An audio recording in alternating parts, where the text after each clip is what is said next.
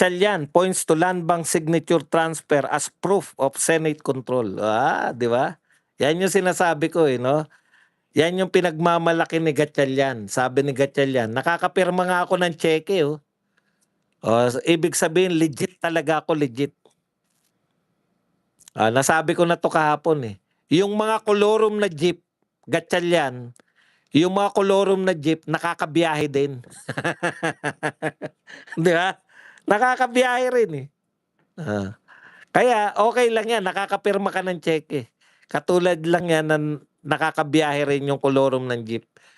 Eto pa ang isang sabi mo may control ka. Binulungan ka ng NBI. Uy, may threat kayo. May threat ba kami? Work from home na lang. Yan ba ang pagpapakita na in control ka ng Senate? Na ikaw ang may control ng Senate? Binulungan ka lang, may threat kayo. Work from home tayo. Yan ba ang pagpapakita ng control? When gatchuchu liyan? Kontrolado mo ba ang Senado? Binulungan ka lang na may threat ang Senado, hindi mo na kaya alam ang gagawin mo. Work from home agad. Pag sinabing in control ka, yan yung sinasabi ko Imbita tayo ng imbita ng investors.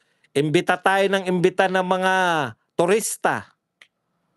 Kung ako turista, nakita ko sa headline, pupunta ako ng Pilipinas. Sabi sa headline, may threat sa Senado.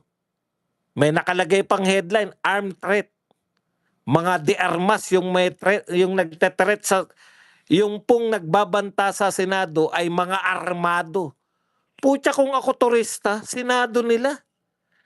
Lulusubin ng mga armado. Ba't ako tutuloy dyan sa bansa na yan? Kaya wala tayong turista. Yung isang senador naman. Yung mga ating kasundaluhan, no? Talaga nakarating na hanggang batalyon na yung ating mga kapulisan ay kasundaluhan ay dismayado. Puta, dismayado yung mga sundalo. Ikaw na nagaling ka sa bansa na hindi mo pinoproblema yung mga armed forces dahil tahimik yung bansa mo. Gusto mo makita man lang yung Boracay o yung Siargao. Pupunta ka rito sa Pilipinas. Papunta ka pa lang, sabi nakita mo si Lacson, sinasabi na dismayado ang mga sundalo. Dismayado? Puta, baka magkudita itong mga to. Di ba? Ayoko na muna pumunta sa Pilipinas. Kayo investor. Investor kayo. Maririnig ninyo, headline. Armed threat in Senate. Lulusubin ng mga armado ang Senado. Hindi nila kayang proteksyonan. Hindi kayang proteksyonan ni Sherwin Gatchuchu Lian. Anong gagawin namin dito? Kawawa naman kami kung yung Senado mayroong armadong threat. Paano pa kaming mga negosyante? Dapat ba may isang batalyon kaming bantay? Hindi na kami pupunta riyan. Yung foreign investors natin, dismayado. Si Marcos, pagkada pupunta ng bansa, ipagmamalaki na mag-invest yung mga tao rito.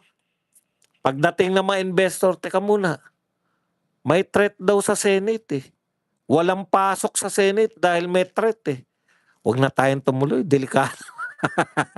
Kung yung mga senador, puta, lulusubin Hindi nag-iisip Hindi kayo nag-iisip. Ito po, sabi naman ni Gatchalian. Gwyn Gatchalian, Gatchuchulian, open to having Chis Escudero, Kiko Pangilinan, preside over Sara Duterte's impeachment trial. Okay. So, sinabi po ni Win Gatchalian na willing daw po siya na ang mag-preside. Nakalagay sa konstitusyon, Win Gatchalian, ang nakalagay sa konstitusyon ng Pilipinas, ang magpe-preside sa impeachment trial ng Vice President. Ito nakalagay. Kung presidente yung isasalang sa impeachment trial, Supreme Court Chief Justice yung presiding officer. Kaya nung si ERAP, si Davide. Nakalagay po sa konstitusyon sa other position na isasalang sa impeachment trial, yung presidente ng Senado ang magpe-preside. So, ibig sabihin, wala kang kakayahang mag-preside, ipapasa mo kay Chis Escudero o kaya kay Kiko? Ganyan po kagaling ang ating Senate, actingan na Senate President. Teka pala, kumusta pala yung shota mo na artista? Total, acting Senate President ka rin di ba? Kumusta na nga pala yung artista mong shooting? Wala na kayo? Sayang. Ganda pa naman no? Ano pangalan no? Ng intriga mo. Bakit nga pala kayo naghiwalay?